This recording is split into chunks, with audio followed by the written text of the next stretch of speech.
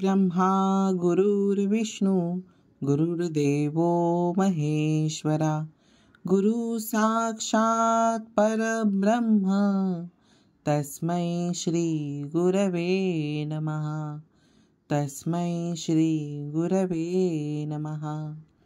Hello नमस्कार, कसे आहात तुम्ही सर्व? मस्त आहात ना? मस्तच राहा। सर्वांना सर्वप्रथम श्री स्वामी समर्थ। तुम्हाला सर्वांना आजचा दिवस खूप चांगला जाओ, स्वामी कृपेने स्वामी महाराज तुमच्या प्रत्येक इच्छा आकांक्षा पूर्ण करो, हीच मी स्वामींच्या चरणी प्रार्थना करतो आणि आजच्या व्हिडिओला सुरुवात करतो। तर अगदी नेहमीप्रमाणे तुमच्या सर्वांसोबत खूप छान असा मस्त व्हिडिओ घेऊन आलोय। तर आज होता आपल्या सर्व स्वामी भक्तांचा वार, गुरुवार, म्हणजे हा व्हिडिओ तुमच्या सर्वांसोबत उद्या शेअर होणार आहे। तर आज छान असे मस्त सर्व देव उजळवले होते, त्याच्यानंतर सगळे देवपूजा माझी सुरू होती आणि त्याचसोबतच ना आज म्हणजे आजच्या हा गुरुवारपासून आपला जो आषाढ महिना आहे तो सुरुवात झाला आहे।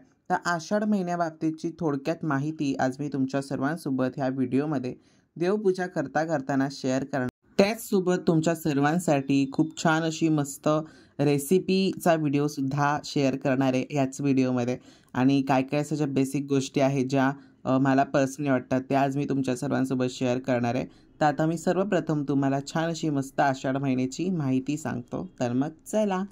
आषाढ महिना म्हणजे काय? आषाढ हा हिंदू पंचांगाप्रमाणे वर्षातला चौथा महिना आहे। या महिन्याच्या पौर्णिमेस चंद्र पूर्वाषाढा नक्षत्राच्या आसपास असतो, म्हणून या महिन्याला आषाढ महिना असे म्हणतात। आषाढ महिन्याचा आखाडा असेही म्हणतात। मृगाचा पाऊस पडून गेल्यावर शेते बऱ्यापैकी ओली होतात। चिखलगी केलेल्या शेतामध्ये जमीन ओली झालेली असल्यामुळे बळीराजा बी पेरतो। मृगाचा पाऊस पडून गेल्या वर्षी ज्येष्ठ महिन्यात किंवा पुढे येणाऱ्या आषाढ महिन्याच्या काही दिवसात सुद्धा कधी पाऊस पडत नाही। हवेमध्ये अजूनही खूप उष्णता असते। मधून वळीचा पाऊस पडतो, पण नियमाने पावसाळ्याला सुरुवात मात्र आषाढ महिन्याच्या सुरुवातीच्या काळातच होते।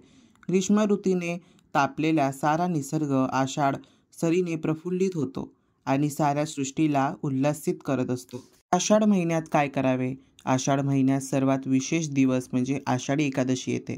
या निमित्ताने उपवास केला जातो आणि देवी देवतांची आराधना केली जाते। धार्मिक ग्रंथानुसार आषाढ महिन्यात संत आणि ब्राह्मणांना खटाळ, छत्री, मीठ आणि आवळ्याचे दान करावे। हे दान केल्याने भगवान वामन प्रसन्न होतात। ते या भगवान विष्णूंचे अवतार मानले जातात। या महिन्यात त्यांची विशेष पूजा केली जात असते। आषाढ महिन्यात सूर्यदेवाची पूजा करण्याचाही नियम आहे। ज्या लोकांच्या कुंडलीत सूर्य अशुभ आहे त्यांनी या महिन्यात गहू, लाल चंदन, गूळ आणि तांब्याचे भांडे लाल कपड्यात ब्राह्मणांना दान करावे। यामुळे सूर्यदेव प्रसन्न होतात। या महिन्याचा प्रत्येक रविवारी जेवणात मीठ वापरू नये असं सुद्धा म्हटलं जातं। आषाढ महिना यज्ञ आणि देवी देवतांची विविध धार्मिक विधी करण्यासाठी शुभ मानला जातो। वर्षातील 12 महिन्यांमध्ये आषाढ महिना हा एकमेव महिना आहे ज्यामध्ये यज्ञ केल्याचे फळ लवकरात लवकर प्राप्त होत असते। एवढेच नाही तर यासोबतच जीवनात सुख, समृद्धी व शांती यासुद्धाचा लाभ होत असतो। आषाढ महिन्यात येणारे सण। आषाढ महिन्यात अनेक मराठी सण साजरे केले जातात। या काळात देवशयनी आषाढी एकादशी येते। वारकऱ्यांसाठी हे दिवस अत्यंत पवित्र असल्याचे मानले जाते। या काळात अनेक ठिकाणाहून अनेक जागातून पंढरपुरेकडे वाऱ्या निघत असतात। आषाढ महिन्यात दुसरा महत्त्वाचा सण म्हणजे गुरुपौर्णिमा। या दिवशी गुरूंची पूजा केली जाते। हा दिवस महर्षी व्यास यांचा जन्मदिवस म्हणून देखील ओळखला जातो। आषाढ महिन्यात इतर अनेक उपवास आणि सण साजरे केले जातात, त्यामुळे हा सण किंवा हा महिना पूजेसाठी आणखीनच खास असतो। कांदे नवमी, आषाढी एकादशी, वासुदेव द्वादशी, गुरुपौर्णिमा, मौना पंचमी, कामिका एकादशी, दिव्यांची आवस सण येत असून या दरम्यान विधीपूर्वक पूजा, व्रत, पाठ केल्यास देव प्रसन्न होऊन आशीर्वाद देत असतात। आषाढ महिन्यात स्नानासोबतच दानधर्मालाही विशेष महत्त्व आहे। आपल्या क्षमतेनुसार आषाढ महिन्यात गरजूंना दान आणि दक्षिणा नक्की द्या। आषाढ महिन्यात छत्री, आवळा, चप्पल आणि मीठ इत्यादी दान करणे श्रेष्ठ मानले जाते। असे केल्याने भगवान विष्णूंची कृपा राहते आणि साधकही भाग्यवान होतो असे म्हटले जाते। तर अगदी अशी साधी सोपी मला जेवढी आषाढ महिन्याची माहिती मिळाली ती मी तुमच्या सर्वांसोबत खूप छान अशी मस्त शेअर केली। तुम्हाला माहिती कशी वाटली मला कमेंट्समध्ये नक्की सांगा। गुरुवारपासून म्हणजे आजच पासून आपल्या आषाढ महिन्याची सुरुवात झाली आहे आणि आता आपली गुरुपौर्णिमासुद्धा लवकरात लवकर येणार आहे. आणि त्याच्यातच सगळ्यात महत्त्वाचं ते म्हणजे आपली आषाढी एकादशीसुद्धा लवकरच येणार आहे. तर बरेच जणांचे उपवास असतात, सगळ्या गोष्टी असतात. तर ह्याच्यावरती सुद्धा मी तुमच्या सर्वांसोबत लवकरच एक व्हिडिओ शेअर करणार आहे. तर देवपूजा झाली, कॉलेजमधून जाऊन आलो, सगळ्या गोष्टी झाल्या. पण कॉलेजमधून घरी आल्यावर काहीतरी अभ्यास करणं गरजेचं आहे. तर म्हणून मग मी काय करतो, तर मी ते तुमच्या सर्वांसोबत आज शेअर करणार आहे. आता मी सध्या आहे 12वीला म्हणजे यूट्यूब तर माझं नेहमी सुरूच असतं. माझा 10वीचा म्हणजे माझा जो 10वीची जी बोर्ड झाली त्याच्याचा रिझल्टचा मी एक ब्लॉग केला होता. त्याला पण खूप सर्वांनी छान प्रेम दिलं आणि त्याच्यात पण मी खूप छान पर्सेंटेज आणले होते. तसंच ह्यावेळेस तर तरी 10thला मी क्लास लावला होता. सो 12thला म्हणजे आताच्या 12वीच्या घडीला मी क्लास नाही लावला आहे. काही कारणांमुळे मी क्लास नाही लावला. असो पण तो प्रश्न वेगळा आहे. पण कॉलेजमधून आल्याच्या नंतर सध्या तरी मी नित्यक्रमाने जे काही कॉलेजमध्ये शिकवलं जातं, सध्या मी काय करतो कॉलेजमध्ये सगळ्या सब्जेक्टच्या बुक्स मी घेऊन जात नाही. कारण ते खूप ओझं होऊन जातं. कारण पुस्तकं पण असतात, टिफिन असतो, वॉटर बॉटल आणि अशा बऱ्याचशा सर्व गोष्टी असतात. तर मग मी जास्त असं हेवी कॅरी करत नाही. म्हणून मग मी फक्त कॉलेजमध्ये जाताना म्हणजे माझे टेक्स्टबुक आहेत तेच मी कॅरी करतो आणि त्याच्यानंतर टेक्स्टबुक कॅरी केल्याच्या नंतरच मग मी आमची एकच बुक मी घेतली आहे माझी अशीच मोठी 200 पेजेसची A4ची मी एकच बुक घेतली आहे. त्याच्यामध्ये ऑल सब्जेक्ट्स मी लिहितो. म्हणजे जर कोणी काही शिकवलं किंवा काही तर त्या सर्व गोष्टी मी त्यामध्ये लिहितो आणि मग त्याच्यानंतर घरी आलो की मग ते ह्याच्यामध्ये मी पुन्हा एकदा त्या सब्जेक्टनुसार त्या वह्यांमध्ये मी लिहित असतो. ह्याच्याने काय होतं की कॉलेजमध्ये शिकवलेले सुद्धा ते तुमच्या लक्षात राहील आणि पुन्हा एकदा ते सुद्धा घरी तुम्ही रिवाईज केलं आहे ह्या गोष्टीचं सुद्धा तुम्हाला एक डोक्यामध्ये तो प्लॅनसुद्धा राहतो की नाही हे तुम्ही हे केलं आहे, लिहिलं आहे आणि ते मग ते आपल्या डोक्यात गुणगुणत राहतं आणि त्याच्यानंतर मग आपण छान असं मस्त ह्यामध्ये लिहून घ्यायचं. लिहिल्याने काय होईल तुम्ही कॉलेजमध्ये सुद्धा लिहिलेलं असेल आणि तेच तुम्हाला घरी येऊन बघून लिहायचं आहे. ह्याच्याने तुमच्या डोक्याला म्हणजे तुमच्या मेंदूला एक सवय लागेल की एक गोष्ट रिपीट होते. म्हणजे ती आता बरेचदा हा माझा अनुभव आहे. म्हणजे जी गोष्ट सारखी माझ्यासोबत रिपीट होते ती गोष्ट माझी बऱ्यापैकी लक्षात राहते. म्हणून मी हेच करतो की जे काही कॉलेजमध्ये लिहिले ते लिहितो. घरी आलं की थोडंसं रिवाईज करायचं आणि मग ते लिहायचं. मग त्याच्याने ते माझ्या लक्षातसुद्धा राहतं आणि खूप एक छान अशी टिपसुद्धा त्याच्यातनं क्रिएट झालेली आहे. तर तुम्हीसुद्धा नक्की ट्राय करा. जर तुम्हीसुद्धा माझ्याप्रमाणे असाल तर मग ही ट्रिक तुम्हीसुद्धा नक्की ट्राय करा.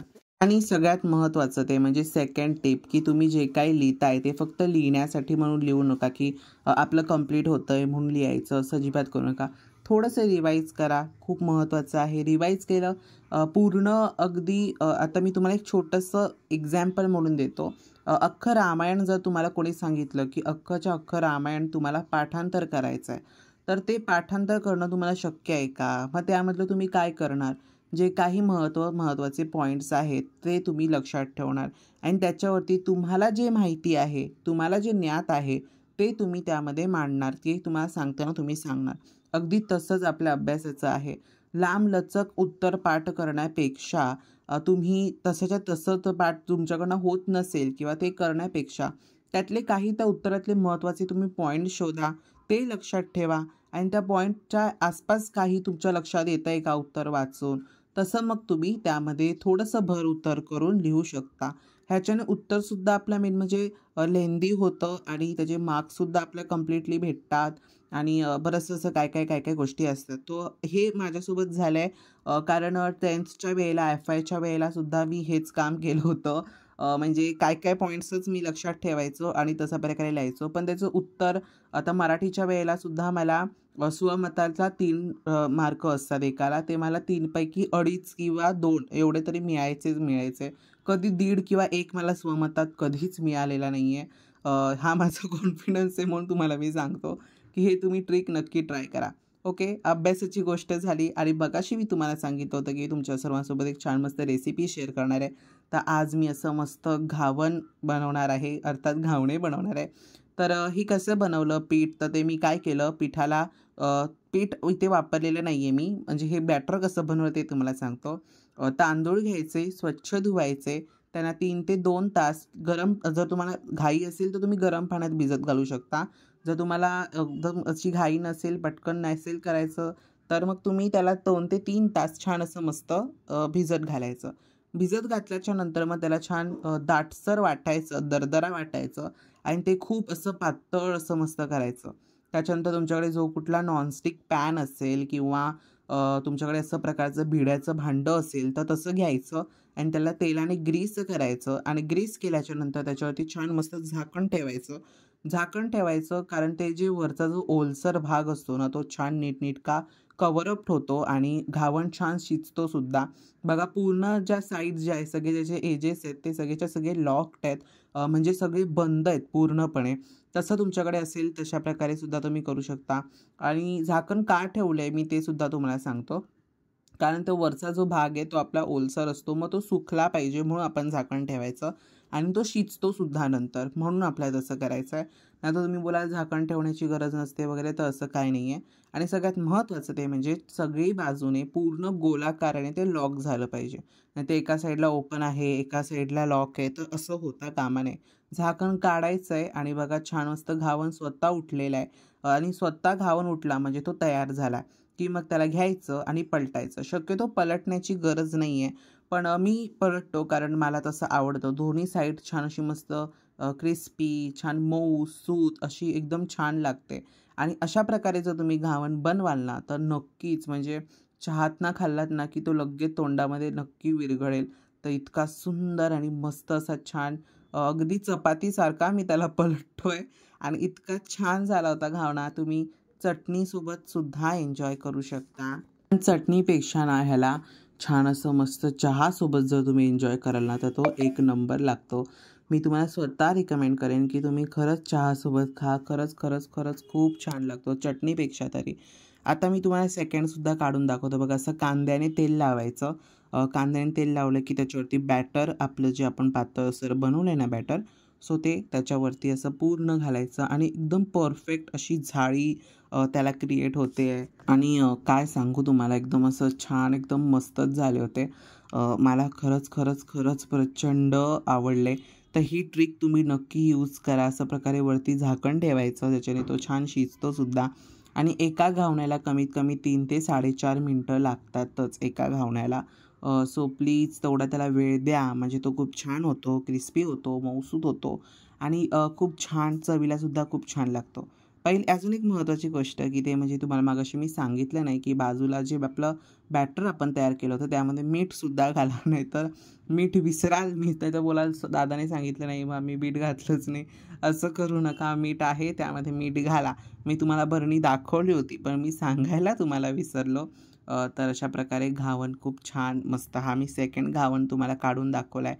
असे बरेचसे तुम्ही बॅटरच बघितलं असेल किती प्रकारात बॅटर होतं. तर असा आजचा आपला छान मस्त व्हिडिओ होता. आषाढ महिन्याची सुरुवात झाली आहे, तर तुम्हाला सर्वांना खूप खूप शुभेच्छा. आणि अशाच प्रकारे आपला आजचा व्हिडिओ छान असा मस्त संपला आहे. स्वामीचं पहिलंसुद्धा तुम्हाला दर्शन गेलं आणि आता व्हिडिओ संपतानासुद्धा दर्शन आहे.